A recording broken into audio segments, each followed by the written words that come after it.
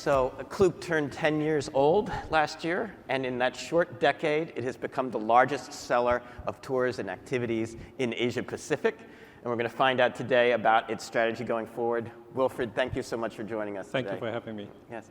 I think one of the news events that I've heard this week is that you have news in India. What is happening for Klook in India?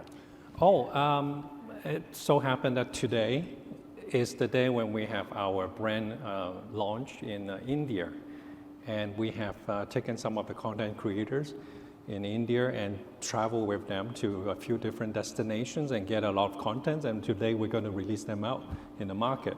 That's fantastic. And so India is going to be a much bigger growth push this year? Yes, it's got the population, it's got the appetite to travel, and we hope to, have a great start over there. Fantastic. So I was one of the millions of Americans to visit Japan in the past couple of years. And when I was planning my trip, I booked several things through Klook. Well, I mentioned travel experiences, which is what they got their start in, but now they sell so much more. I got my eSIM for my phone. I got portable Wi-Fi. I even booked Shinkansen, the bullet train tickets, because I find the whole process very confusing. You also have hotels. You have car rentals. So I'm wondering, is Klook trying to be more like an online travel agency like Traveloka and Trip.com, or are you trying to be like a super app that's more like Grab and Gojek, et cetera? I think we are just looking at the traveler's journey when they go overseas, when they travel around the world, what they need to do, right? That's fundamentally our belief is we want to fulfill what they want to do. We want to help also those industry to go digital, right? Because I have seen in my career how the airlines and the hotels gone digital in a short span of time and very successful now. But a lot of the other part of the travel industry was still pretty much offline until, when companies like Klook started around the world. And it started with the obvious, the tour, the attractions, and then we have car transportations, train, rental cars. And as we keep going down the path, we felt that we need more and more and more. And we might have gone a little bit too far, but by the time we have that service available online, the customer just love it, right? We don't really tell everyone that now we have this service, but it just happened in the ecosystem, people start to discover, and they love it, right? We just reduce the friction on consuming that experience and consuming that service, and things start to happen. That's fantastic. Last year, Skift Research partnered with McKinsey Company to measure the industry, and they found that the travel experiences industry this year, about $300 billion is going to be spent on it, but most of it's going to be offline. Would you say most of your competition is really actually offline rather than the online players?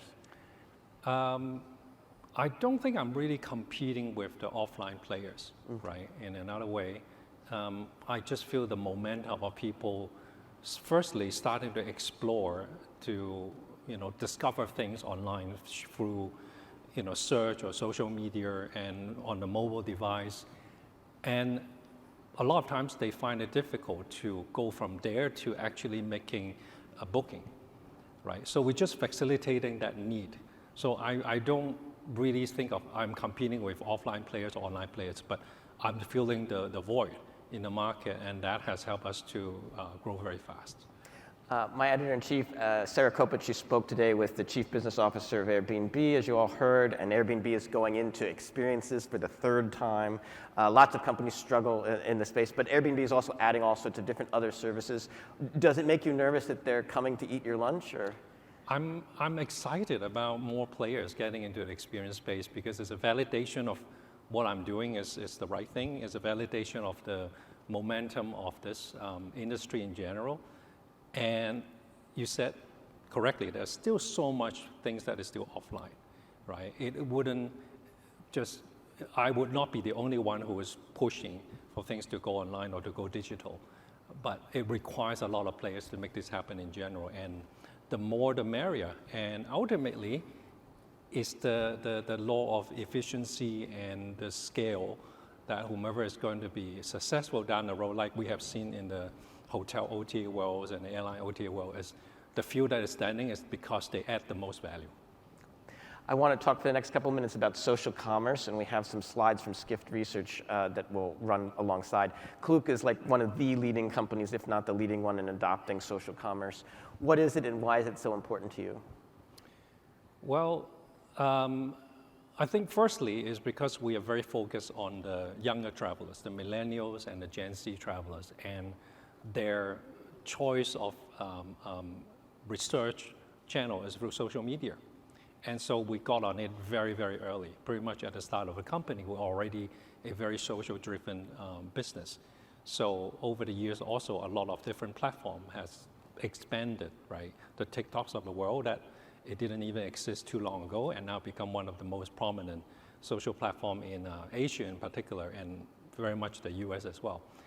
And we were fixated on a certain target segment. We know social is going to be big. We didn't know how big it was, but that's the thing that we can move a little faster than everyone else. We were small and nimble.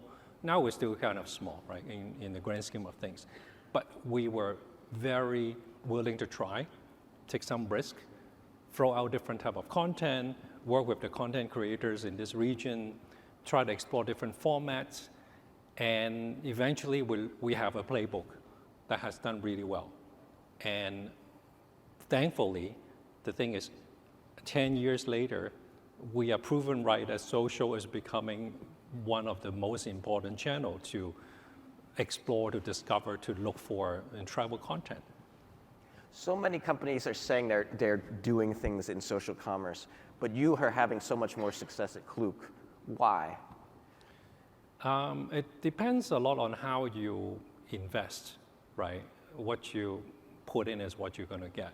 And a lot of companies who has been around a bit longer, especially, they started with let's say they have a budget, and a certain portion of the budget is allocated to search, and then traditional media, different type of channels.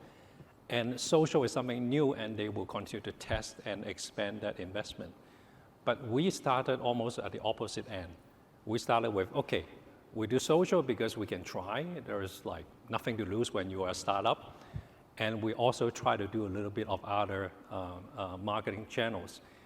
And over time, when the social start to pick up momentum, we almost don't think about the rest, right? So I think the priority and also the sort of lack of limitation within a company is what helped us to be successful. It's fantastic. So social commerce obviously is sort of like these major platforms putting a buy button on content. So if you like what the influencer has done, the creator has done, and you want to enjoy that trip, you click a button, and you might get it from a company like Klook. It's one of our mega trends for this year, and we definitely consider Klook like one of the best-in-class practices for it. I'd like to switch to talk about AI, which is another big topic. We had a Skift research earlier this month surveyed customers and travelers in India, China, and Japan, and we asked them a bunch of questions in Varsha Aurora in a report, and we asked them about their AI use. And in India and China, over 80% of people use AI to start planning their trips. And I'm wondering, how does a company like Klook, when you see this, when people are adopting DeepSeek and other players, how do you sort of adapt? From the consumer perspective, From right? the consumer perspective. We have invested a lot of time and effort as a company as a whole, right? Every person in the company is looking at, how AI could have an impact on our business. And the general observation and conclusion of that is we are not ChatGPT, we are not Google, right? We are not the biggest LLM model. We're not even a advanced tech company, right? We are a tech company that does travel. So what we're good at? We're very good at the bottom of funnel transaction. We're very good at aggregating content. And where does that sit in the formula of the user journey is we sit at where customers need a service after they explore, after they use an AI tool to tell them, plan me a trip going somewhere, right? That planning and that sort of understanding and providing useful information for a traveler requires a lot of computing power. and leave it to the expert to do that. And that is also evolving very quickly. What you can see now and do now today compared to a year ago is so different. And you can imagine a year from now, it'll be so much more powerful than what we see now. And I don't want to be in that race. What I want to be is attached to that journey when customer has done the AI search and provide them useful information and they are ready to make a decision, I want to be there. That moment is where I can shine. And how about in terms of operations? I think many companies are struggling on how to take advantage of AI, and so maybe what they do is they have like a little team off in the corner that's the AI team. How does Klook handle it? We have gone through a couple of iterations of that. When we started, we also have a more sort of traditional thinking of find an expert in the market or someone in the in-house that is good at it and let them explore and look for ways to use AI. But very quickly we realized that that's the wrong path. And now the company is really deploying AI services in all areas of the company. How do we do that? Is in every department, every team, every business unit, we have AI champs within the team, and they would explore and see what's the best suited AI tool available and how to deploy it within the company. And that is only feasible because the entry barrier to use AI tool has gone down so much that anyone can go and find a tool and do programming without knowing any programming whatsoever, right? That barrier will continue to go down. It would just become a natural language communication with someone to tell them to build me a service, right? Create a feature, help me with my work, and it happens. So that's really just every day, everyone in the company should just embrace it. That's the new direction that we're embracing. Very interesting. I think a lot should learn from that. I think another reason that Klook is very worth watching, even if you're not in the travel experience space, is because you've paid so much attention to Gen Z and millennials as customers. You've done some survey research of them. What is it that you found that they are interested in? The number one we found is the percentage of users or Gen Z and millennials that wants to spend on experiences when they travel. 91% of them will spend half of the total spending, when they plan a trip on experiences. It's no longer the luxury items, it's no longer the more traditional spending pattern. That's changed so much, and we have done this research a few times over the years, and this year is so obvious, which is great news for me, because I'm in the experience space, and it doesn't mean that everybody will come and spend money with me. It just means that the intent is so clear, and I need to go out to find even more experience to put it in front of the travelers and help them to go through the selections and hopefully make a few dollars. Yeah. So when Skift Research was doing its report surveying the Indian, Chinese, and Japanese market, it's India and China very interested in experiences. Japan less so, like less than 30% want that. So it does seem to be a market by market thing. I'm wondering. I guess as a final point, like you worked at Agoda, you helped them build up so much direct supply. Do you believe that it's very key for Klook to have a lot of direct supply in order to compete? Yes, that's the fundamental value of an online travel business, right? You have the best supply chain in the business, and that's your core value. And then you explore different ways to connect with the consumer directly. There are also other business and friends of ours who is in the B2B business, but they also are investing very much on the supply chain. And once you have a solid supply chain, you can make use of that to, invest in social and be successful, because once customer discover you, the transaction is seamless, right? You reduce all the friction between people finding something to actually using something. Interesting. Right, and that is the core. And I think that's really just the business model.